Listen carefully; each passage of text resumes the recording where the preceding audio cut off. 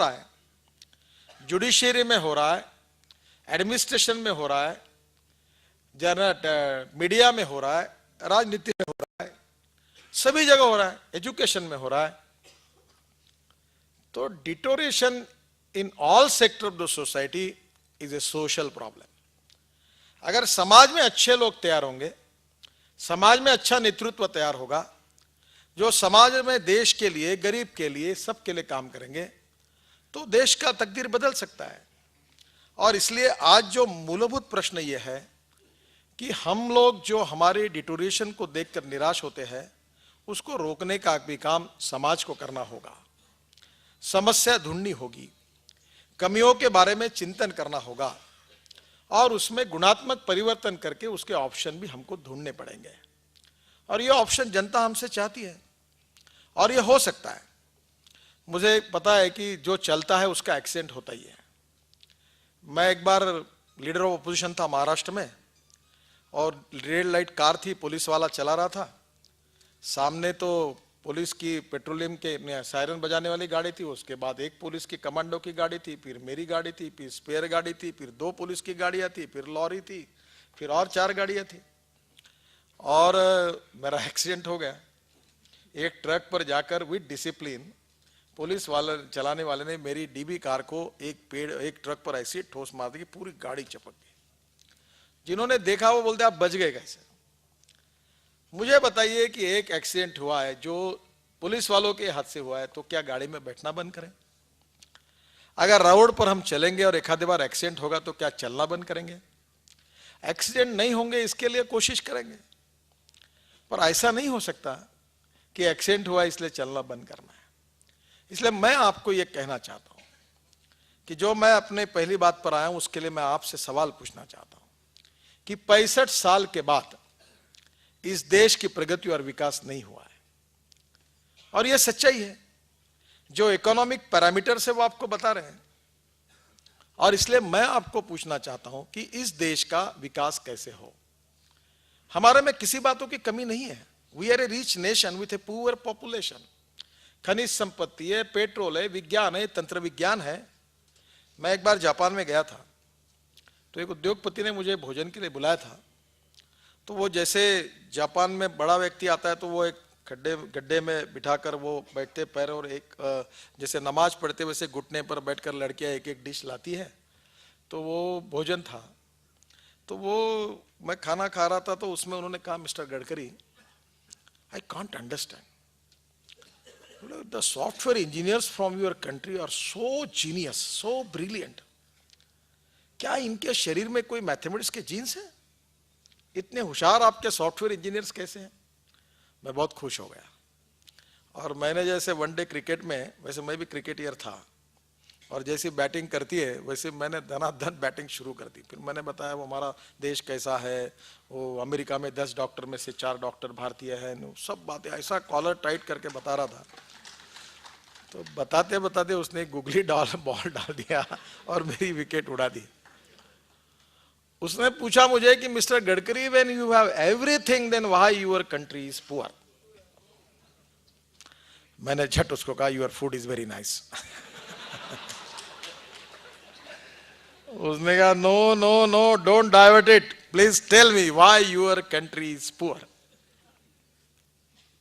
मैं कुछ बोल नहीं पाया। देश में रहता तो शायद कुछ बोल पाता, पर देश के बाहर बोलना उचित नहीं है, नहीं बोल पाया। क्या कारण है कि सब कुछ होने के बाद हम गरीब क्यों हैं? इसका बेसिक कारण है wrong economic policies and bad and corrupt governance. गलत आर्थिक नीतियां और भ्रष्ट प्रशासन, ये हमारे समस्याओं का बहुत बड़ा कारण है। और इसलिए देखिए, आप ये पैसे की बात करते हैं। मैं एक बार मंत्री था और मुझे बड़ा खुशी हुई। मैं पहली बार आया था इंदौर, तो मैं कह रहा था इनको सीमेंट कंक्रीट रोड बनाओ, ये कॉटन ब्लैक सॉइल है। आज मुझे इंदौर देखकर, ये रोड बड़ा वाला, ये इतना खराब रोड था। मैं इस रोड पर 2-3 होटल्स हैं, हाँ होटल में ठहरा था तो ऐसे कि मैं गड्ढे में चल रहा हूँ कि रोड में चल रहा हूँ पता नहीं चलता था। आज इंदौर मुझे बहुत अच्छा लगा। बहुत कॉम्प्लीमेंट्स है मेरे इंदौर की कारपोरेशन को और यहाँ की डेवलपमेंट अथॉरिटी को बहुत अच्छा लगा। It is one of the good city. मुझे बताइए ये क्यों नहीं हो सकता? मैं जब मंत्री था तो मैंने सोचा कि सरकार के पास पैसे नहीं है तो हम लोग पैसे लोगों से लेंगे। जैसे बाद में इन्होंने बॉन्ड्स लिए थे तो मैंने इनको अपनी कहानी बताई कि बॉन्ड्स निकालो और जाओ।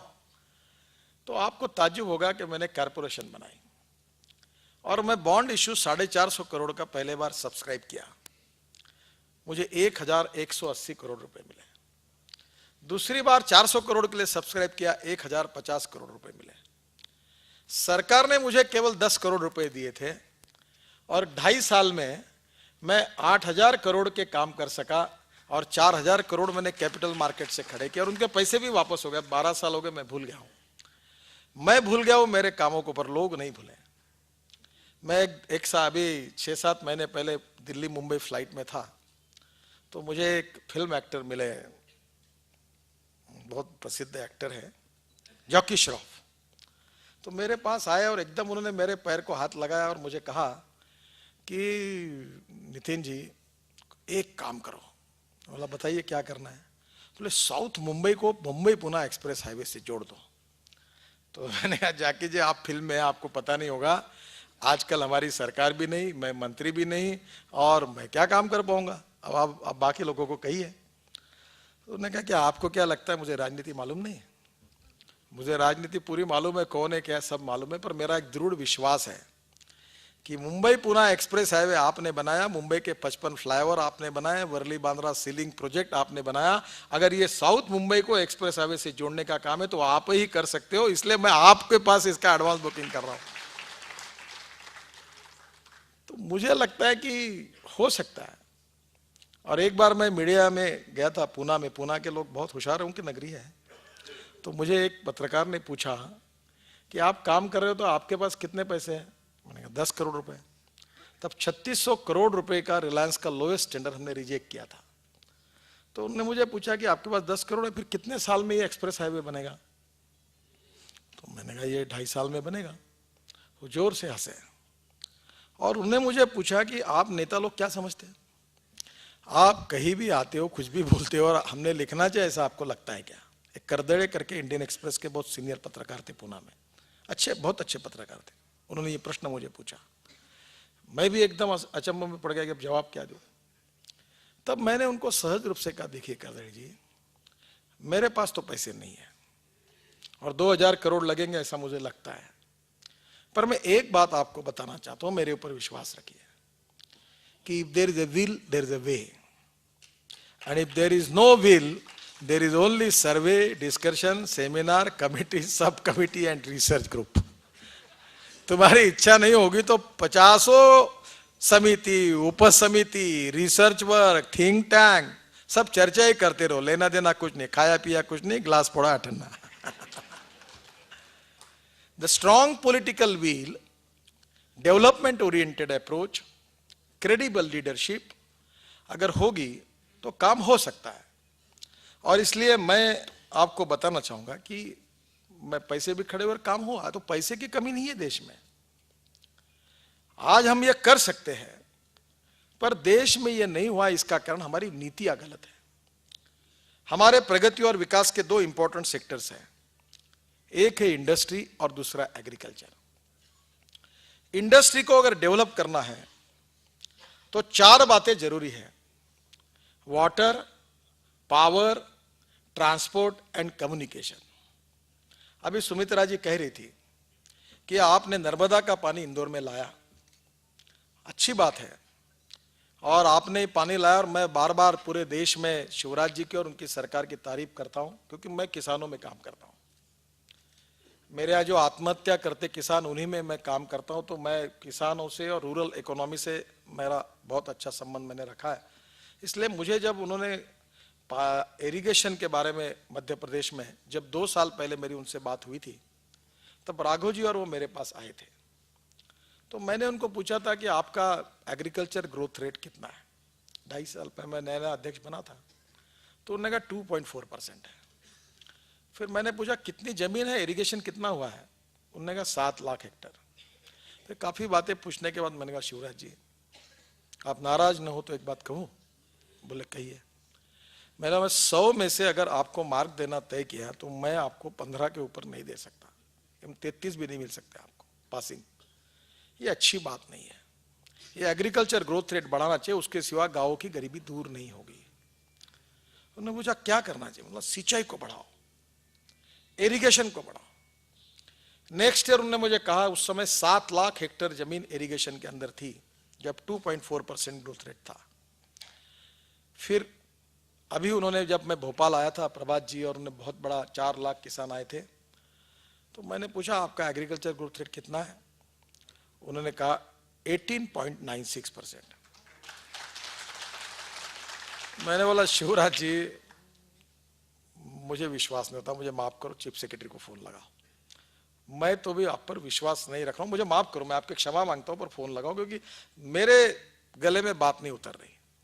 और वो फोन उसका मुझे सुनाओ, वो कहे कि 18.96 है तो ठीक है, नहीं तो मैं बिलीव करने के लिए तैयार नहीं हूं, कुछ तो भी गलती हो रही हिसाब में। उन्हें फोन लगाया, उनको बताया और बोला आप जरा नितिन जी से बात करो। उनको मुझे कितना है? बोले 18.96%। देश में सबसे highest agricultural growth rate Madhya Pradesh का हुआ।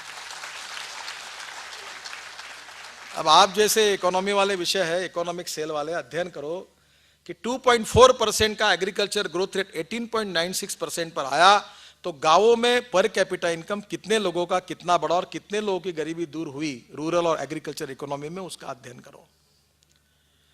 मध्य प्रदेश के सरकार को स्वामीनाथन जी की कमेटी ने एग्रीकल्चर ग्रोथ के लिए अवार्ड दिया और इतना बड़ा एग्रीकल्चर ग्रोथ रेट हुआ। और इसलिए मैं आपको तो nothing is impossible. Impossible word itself it means I am possible. और इसलिए पानी के बारे में गुजरात की हमारी सरकार ने नर्मदा का पानी 9 नदियों में छोड़कर कच्छ तक लेकर गए और पूरा कच्छ को सुजलाम सुफलाम किया है, सुजलाम सुफलाम किया। आज मैं, कई अखबार वाले, मीडिया वाले कभी इस विषय पर लिखते नहीं कि समुद्र में नदियों का कितना पानी जाता है। मुझे दर्द होता है। मैं इस्राएल में मेरे यहां के 50 किसानों को लेकर गया था। 6 इंच पानी आता है, एक बूंद समुद्र में नहीं जाता। और हमारे देश में 30-30 इंच, 40-40 इंच, जो सुमित्रा जी का उल्लेख किया रत्नागिरी का, वहां कितना बरसात आती है, पूरा पानी समुद्र में जाता है। हमारे देश में हमने पानी कहीं रोकने का कभी प्रायोरिटी नहीं मिली। आज अगर हम लोग 47 के बाद इरिगेशन को अगर प्राथमिकता देते तो गांव के किसानों में इतनी प्रगति और विकास होता है। 1 एकड़ का जब पानी मिलता है तो किसान का उत्पन्न 2.5 से 3%, 3 गुना बढ़ता है। Drip irrigation, sprinkler, soluble fertiliser उसका यूज करके बढ़ता है। अगर किसान का अगर इनकम 2.5 गुना बढ़ता तो उसका लड़का बैंक में चपरासी बनने के लिए भोपाल और इंदौर काय के लिए आता? काय के लिए यहां झोपड़पट्टी में रहता? काय के लिए कोई दुकान में नौकर करके काम करता? हमारे देश के किसानों का पानी अगर मिलता तो कहीं के कहीं चले जाते। पर आपको पता है कि अब हमारी सिंचाई क्यों नहीं हुई? क्योंकि सिंचाई का जो विषय था वो हमारे संविधान में 3 लिस्ट है। एक है स्टेट लिस्ट, एक है कॉन्करेंट लिस्ट और एक है सेंट्रल लिस्ट। केंद्र सरकार ने कौन सा काम करना चाहिए इसका उल्लेख सेंट्रल लिस्ट में है कि वही विषय पर केंद्र सरकार काम कर सकता है, कानून बना सकता है। स्टेट गवर्नमेंट जिस विषय पर काम कर सकता है उनके अधिकारों के विषयों का वर्णन स्टेट लिस्ट में है। और कॉन्करेंट लिस्ट है, उसमें ऐसा है कि स्टेट और सेंट्रल दोनों भी काम कर सकते हैं, ऐसे विषयों पर कॉन्करेंट लिस्ट में डाला है। 47 के बाद पंडित जवाहरलाल नेहरू जी ने स्टील प्लांट बनाए, रेलवे बनाई, एयरपोर्ट बनाया, मोबाइल टेलीफोन के इसमें पैसे डाले गए, पब्लिक सेक्टर, गवर्नमेंट अंडरटेकिंग, दुनिया भर के पैसे लाए। मैंने मुंबई के एक इकोनॉमिक्स के प्रोफेसर को पूछा कि 47 के बाद गवर्नमेंट अंडरटेकिंग और पब्लिक सेक्टर में कितनी कैपिटल इन्वेस्टमेंट हुए, थोड़ा हिसाब निकाल के दो। पूरा निकाल नहीं पाए वो, पर जो अंदाज उन्होंने मुझे बताया कि 5,60,000 करोड़ की इन्वेस्टमेंट हुई है और उसमें से 95% इन्वेस्टमेंट डेड हो गई। जिसका राजा व्यापारी उसकी जनता भिखारी। आप गोल्ड की माइन भी किसी भी पार्टी के सरकार हो, आप कोई भी धंधा सरकार को चलाने के लिए दो, अगर नहीं दिवाला पीटेंगे तो नाम बदल दो, क्योंकि सरकार का काम नहीं है उद्योग व्यापार करना। बहुत कम सक्सेस स्टोरी है, बहुत कम सक्सेस स्टोरी है। पर ये जो प्लानिंग कमीशन की बात अभी प्रोफेसर साहब कर रहे थे, ये इतने प्लानिंग कमीशन में हमने सब खड़ा किया। अब मुझे बताइए, आज मैं कह रहा था हमारे पत्रकार मित्र को कि किंगफिशर बंद होने से बीजेपी का 25 लाख रुपए का नुकसान हुआ। बोले कैसा हुआ? मैंने बोला अरे जिस दिन किंगफिशर का टिकट 98,000 रुपए गया मुंबई दिल्ली पर, शेखर गुप्ता आज इंडियन एक्सप्रेस में आइडिया एक्सचेंज में मैं था तो उस दिन उनसे चर्चा कर रहा था, आज मेरा फुल पेज इंटरव्यू आया है, तो मैं उनसे बात कर रहा था कि ये किंगफिशर बचना चाहिए। अगर किंगफिशर एयरलाइंस अगर बचती तो बीजेपी का ही केवल 25 लाख रुपए का फायदा होता, क्योंकि कंपटीशन कम हो गई और जेट वालों ने और इंडिगो वालों ने अपने रेट तुरंत बढ़ा दिए। उन्होंने रेट बढ़ाने के कारण हमारे जेब से पैसे जा रहे हैं। अब हमको क्या लेना देना है कि किंगफिशर का फ्लाइट रहे कि जेट का रहे कि और किसी का रहे, हमें कोई मतलब नहीं है। कोई भी फ्लाइट रहे, हमारा टिकट सस्ता मिले। और उसके कारण जो रेट हम 25,000 में जाते थे, जो 12,000 में टिकट मिलता था, वो 40,000 हो गया, क्योंकि एक कॉम्पिटिशन कम हो गया। मैं तो कहता हूं और एक दूसरे पे कुदाओ, 10 एयरलाइंस कंपनियां खड़ी करो और एयरपोर्ट के बाहर ऐसे खड़े रहे टिकट लेके, चलो ना चलो दिल्ली चलना है, दिल्ली चलना है। 10,000 रुपए एक, 10,000 दो, 10,000 तीन, मैं 9,000, चल 9,000 चलो। जैसे वो लनफन सर्विस रहते ना प्राइवेट वाली, इंदौर देवास चलना है क्या, चलो चलो चलो, ऐसी हालत होनी चाहिए। हमें क्या लेना देना है कौन से प्लेन में, हमको सस्ता टिकट मिलना चाहिए। We always think in the interest of the consumer, गरीब आदमी के हित में हमारा विचार होना चाहिए। मैं 11वीं में था तो मेरी बहन, बड़ी बहन मुंबई में रहती थी, मेरे जीजाजी न्यूक्लियर साइंटिस्ट थे, काकोडकर जी के साथ काम करते थे। तो मैं उस समय मुझे याद है कि नागपुर से मुंबई ट्रंक कॉल करने के लिए, वो भी 36 नंबर मांगकर फिर ट्रंक कॉल लगता था और 66 रुपए लगते थे, 66 रुपीज। अब एक दिन मैं स्टेट बैंक में एक मैनेजर थे और उनका लड़का मेरा मित्र था, तो उसके पिताजी जब बैंक में निकल जाते तो चुपचाप दोपहर को मैं उसके घर पे जाके उसको पटाता था कि तू, पिताजी गए, लगाओ क्या फोन? वो बोलता लगाओ। फिर मैं ट्रंक कॉल पे बात करके अपने बहन के 2 मिनट बात करके जो जो बातें सब उनको बताता था और मुझे बड़ा आनंद आता था कि मेरे 65 रुपए बच गए, फुकट में बात हो गई। अब 40 पैसे में बात हो रही है, 40 पैसा, कल और कम हो जाए। ये जो अखबार है ना, आप 2 रुपए में खरीदते हो, ये 3 साल के बाद ऐसी कंपटीशन होगी, अच्छा ये अखबार और बढ़ने चाहिए। ये फ्री ऑफ चार्ज आपको अखबार देने वाला है, नो प्राइस। जापान में है, ये अखबार आपको फ्री ऑफ चार्ज मिलेंगे और इतने होने चाहिए कि इनका किसी का एक का दबाव नहीं चलना चाहिए। अब ये हमको, हम पहले अखबार वालों के पीछे घूमते थे, अब अखबार वाले हमको पीछे घूमते हैं, क्योंकि 10-10 अखबार हो गए, 4-4, 15-15, 20-20 चैनल्स हो गई। हर आदमी चाहता है, एक को इंटरव्यू नहीं मिला तो दूसरा खुन्नस निकालता है, दूसरे को नहीं मिला तीसरा निकालता है, इसको नहीं मिला। अभी इनकी इतनी कंपटीशन हो गई कि एक गलत लिखता है तो 10 अच्छा लिखते। तो इनके अभी कल्याण, वैसे प्रिंट मीडिया और इलेक्ट्रॉनिक की आर्थिक हालत अच्छी नहीं है, इनकी भी वायबिलिटी बढ़नी चाहिए। मुझे बताओ, पत्रकार को 10,000 रुपए महीना पगार मिलता था, आज नए नए लड़कों को 10 लाख 15 लाख के पैकेज मिल रहे हैं। More competition, more benefit to the consumer. और इसलिए आप टेलीफोन में, एविएशन में आने दो ना, कूदने दो, लोग जिसको आना है उनको आने दो, आखिर ग्राहकों को सस्ते में मिले। और इसलिए मैं आपको बताना चाहता हूं कि हमने रेलवे में इन्वेस्टमेंट की, हमने पावर में इन्वेस्टमेंट की। जो इरिगेशन की बात मैं कर रहा था, उस इरिगेशन में एक स्थिति ऐसी, मैं बीच में मलैया जी को मैंने नागपुर बुलाया था, एक जामघाट करके प्रकल्प है और उस प्रकल्प का मैंने स्टडी किया छिंदवाड़ा जिले में। तो मैंने जो स्टडी किया कि वो प्रकल्प केवल लैंड एक्विजिशन करेंगे तो हाइड्रो पर ही प्रकल्प पूरा हो जाएगा और नागपुर शहर को पीने का पानी मिल जाएगा, वो ग्रेडियंट से। तो मैंने उनको कहा कि आप पावर मध्य प्रदेश लो, उनकी बातचीत हो रही दोनों राज्यों के बीच में। मैंने हमारे इरिगेशन के महाराष्ट्र के मिनिस्टर को बुलाया था, दोनों बैठो, सोल्यूशन निकालो और बीओटी पे निकालो। तो मैं नागपुर का हूं, तो नागपुर में हम 24 घंटे पानी देते हैं, 24 आवर्स हमारा पानी, हमने शुरू किया योजना को। तो ये पानी हमको आगे 10 साल के बाद हमारे काम में आएगा, तो प्रकल्पों के लिए पैसे ही नहीं लगते। अब मुझे बताइए कि पानी के विषय को हमने स्टेट लिस्ट में रखा, अगर उसको कॉन्करेंट लिस्ट में रखते तो 50% राज्य और 50% केंद्र अगर कहते तो इरिगेशन बढ़ता, इरिगेशन बढ़ता तो एग्रीकल्चर प्रोडक्शन बढ़ता, एग्रीकल्चर प्रोडक्शन बढ़ता तो किसानों का उत्पन्न बढ़ता, किसानों का इनकम बढ़ता तो उसकी परचेसिंग पावर बढ़ती, और किसानों की परचेसिंग पावर बढ़ती तो किसान गांव में टीवी खरीदता, हीरो होंडा खरीदता, तो स्पेयर पार्ट्स वाला का दुकान चलता, टीवी के मैकेनिक का दुकान चलता, होटल में जाता, रेस्टोरेंट में जाता, पान खाता, कपड़े खरीदता। परचेसिंग पावर बढ़ेगी तो ट्रेड एंड बिजनेस बढ़ेगा ना। ये इंदौर में जो दिख रही हरियाली, इसका कारण क्या है? आपके आजू बाजू में 100 किलोमीटर में जो ग्रीन रिवोल्यूशन हुआ है, जिसके कारण किसानों की परचेसिंग पावर बढ़ी है, उसके कारण उद्योग की व्यापारी खुश है। जिस दिन यहां के किसानों की और मेजोरिटी लोगों की हालत खराब हो जाएगी तो आपकी दुकानदारी इंदौर की भी उतनी अच्छी नहीं रहेगी, क्योंकि परचेसिंग पावर के साथ यहां पर कैपिटल इनकम ज्यादा है। कोल्हापुर में 11 शुगर फैक्ट्री है।